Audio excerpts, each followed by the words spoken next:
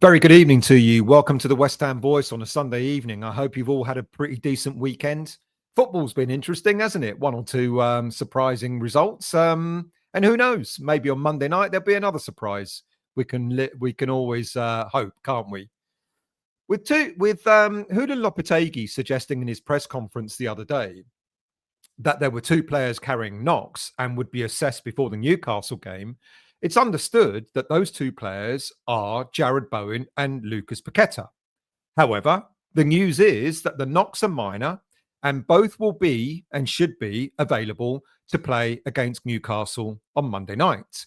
Now, I'm sure with his current form, if we were to lose Paqueta, I don't think many fans would actually mind. But if it was Bowen we lost as well, then that would be a little bit more serious. If you're new to the channel, please do consider becoming a subscriber of the channel. And whether you're new, just passing through, or an existing subscriber, please do press that like button, which helps the channel to grow. So if we were to lose Bowen and Paqueta, then who would come in place of them? Well, I think the two automatic, obvious choices would likely be Luis Guilherme and Carlos Soler. But would Lopetegui trust Guilherme to start? Now, it might be a bit of a curveball that Newcastle would not expect. I guess they know something about the player, but it would give us an opportunity to establish whether Tim Steidten was right, if he starts, of course. It would give us an idea of whether Tim Steidten was right or wrong to have bought the player in the summer. So let's see. But my understanding is that both Bowen and Paqueta, despite the knocks, should be available for the game. Now, this game against Newcastle, it does hold a lot of relevance and could offer us some answers to several questions that we have.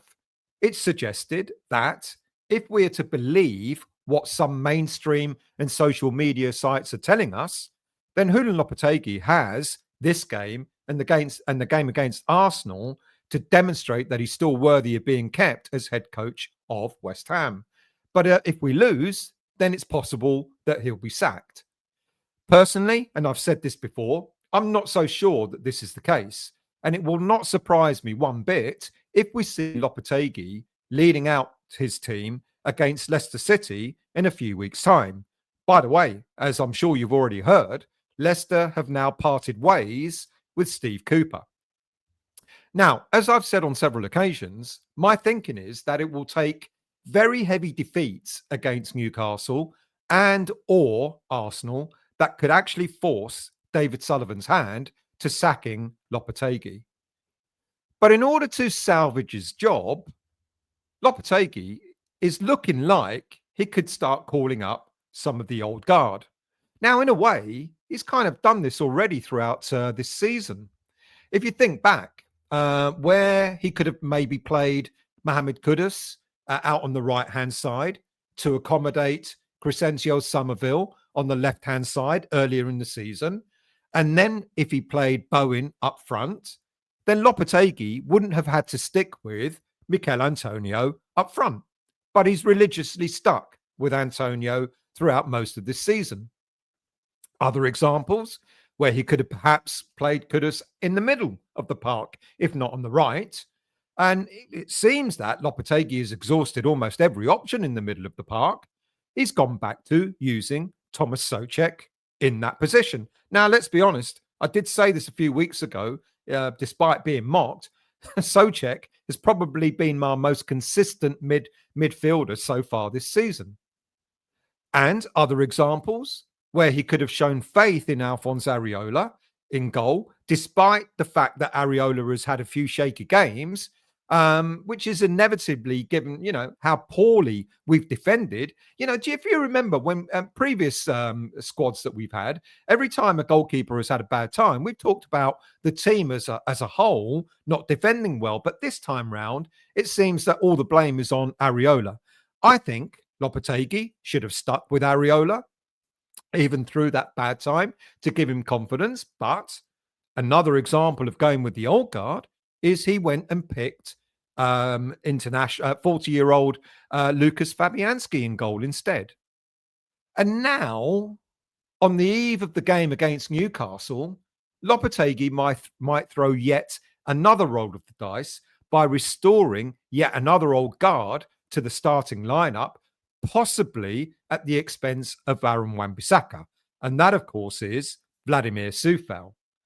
So that's four areas in the lineup that Lopetegui is beginning to rely on the older guard rather than doing something a little bit different.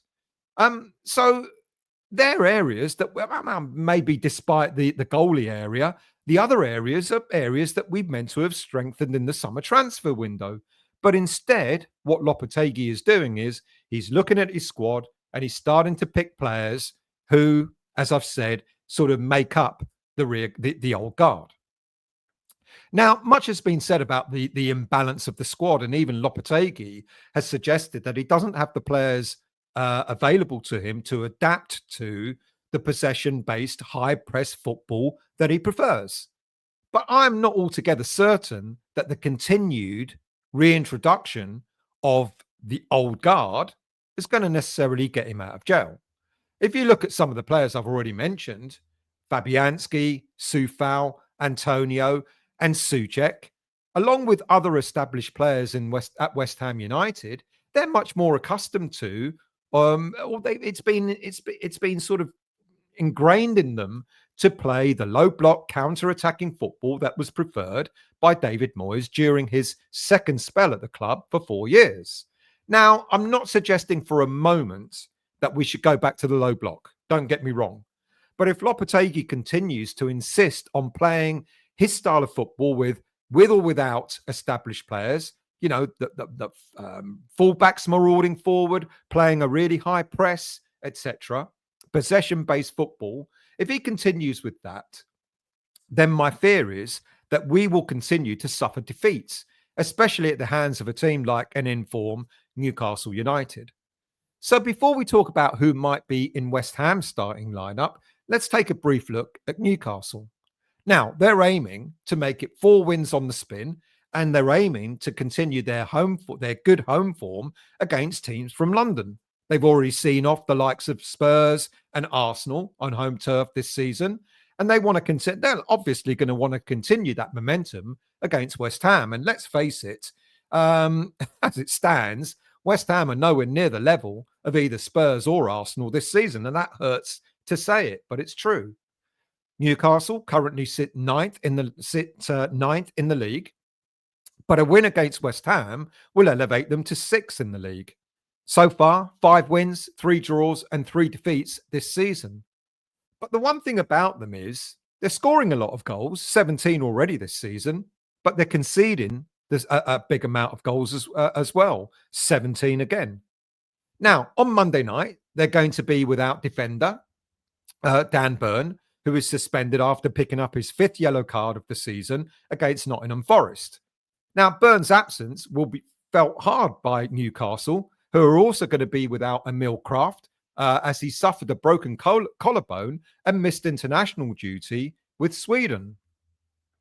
Long-term injuries, James Lascelles, as well as Sven Botman, have already significantly hampered Howe's options in defence. So he's got a number of decisions he's got to make on Monday night. However, in other areas of the park, one player that could be back from injury is our nemesis, Callum Wilson. What a time for him to come back from injury. Now, an initial back injury sidelined the striker during pre-season, and whilst Howe has admitted recently that the player is now injury-free, the club are being cautious in managing his load and ensuring he will be able to cope with the demands of first-team action when he eventually does make his return. And it'll be typical that Howe will end up using Wilson either from the bench or from the start, and the odds on him scoring against West Ham are pretty high. He always scores against West Ham, doesn't he? Other players that could return to ease the pressure in defence could be Kieran Trippier. Now, he's been recovering from a hamstring injury that he picked up against Everton last month. But despite having a number of players absent, Newcastle should still be able to field a pretty decent side with the likes of Lloyd Kelly, who's probably going to come in for suspended Burn. Up front, I've already mentioned Callum Wilson, who could seriously hurt West Ham if Lopetegui continues to play and adopt the high line that we use. And with the likes of Joe Willock, Sean Longstaff, Bruno Guimaraes, Joe Linton, Anthony Gordon, Alexander Isak, they could create a lot more damage if we play that high line. And let's not forget, they've got other players available to them. Miguel Almiron, Harvey Barnes, that could possibly come off the bench as well. They've got a lot of firepower, Newcastle, and our midfield and defence is going to have to be strong and resolute. Eddie Howe, he adopts a 4-3-3 formation, which allows his front players to express themselves. His players are encouraged to interchange positions in order to cause disruption to the opposition. But this is built on a very solid defence, who are ably supported by midfield. However, as I've mentioned, they're having a few issues with suspensions and injuries, which has seen them concede more goals than they probably would have liked to have had this season. But West Ham United are going to have to try and outscore Newcastle because they are quite a free-scoring team. But for that to happen, West Ham United are going to have to do something different up front this against Newcastle. So who will Lopetegui pick against Newcastle United? I've already mentioned some of them already. I think quite possibly, despite Areola now coming back from injury, I think we might see Areola on the bench on Monday night.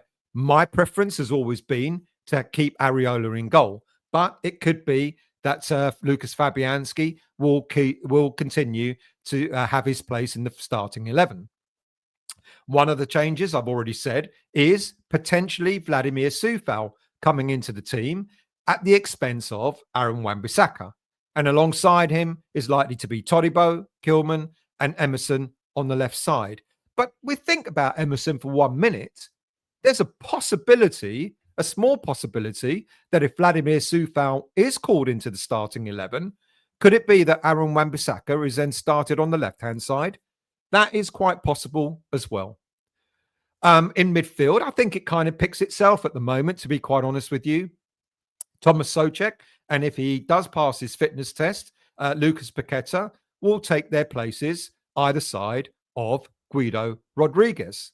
Now, if you like Guido Rodriguez and for a chance to win a signed and framed Guido Rodriguez shirt, plus the opportunity to win another 15 instant West Ham prizes, such as a signed and framed shirt of Paqueta and a signed and framed shirt of Alvarez, go to footballprizes.co.uk to look up all the details on how to enter, plus you can see the terms and conditions. And good luck with that. So going back to the team, with the midfield and defence more or less sorted, then it's just a matter of who plays up front. Now, I think Bowen, as I've said, he's got a knock, but I believe he will be available for the game against Newcastle United. I think Crescencio Somerville will keep his place on the left-hand side. And then it's down to who Lopetegui decides to play up front. Now, Antonio, he's made 11 appearances so far this season, and his stats don't really make for great reading. 17 shots, 4 on target. What's that? 24% shooting accuracy rate, 1 goal and 1 assist so far this season. Whereas Danny Ings, he's had a limited amount of game time. I think it's something like 130 minutes over 5 appearances so far. 5 shots, of which 4 are on target. That's an 80% shooting accuracy rate, 1 goal and 1 assist. So the outcome is exactly the same as that of Antonio's. Now, as much as I seriously think we need to invest in a striker, probably in the January window, Danny Ings, for me at this moment in time, seems to deserve his chance to start a game. And if he does start against Newcastle, it will be the first Premier League start of the season. And look, if it doesn't work out, then we've got Antonio on the bench who could come on and serve as a battering ram against the Newcastle defence. I'm travelling with Wiggy and Paul to the game on Monday. We might have a bit of difficulty in getting up there because apparently there might be a bit of disruption to the trains getting up there. So let's hope we actually make it for kickoff. But I dare say they will have their say on the game, whatever the outcome will be. Look, like I said, stranger things have happened in the Premier League, especially this weekend with some results. Who knows what could happen? We could go up there with the right attitude, with the right formation, with the right team selection, and with the right tactics. We could get something out of this game, but it is a long shot. I'm going to go for a 2-2 draw uh, because I am optimistic. Thank you all for watching. Thank you all for listening. Like I said, if you're new to the channel, please do consider becoming a subscriber of this channel. And whether you're new, passing through, or existing, please do hit that like button. Thank you all for watching, and I'll see you all very soon.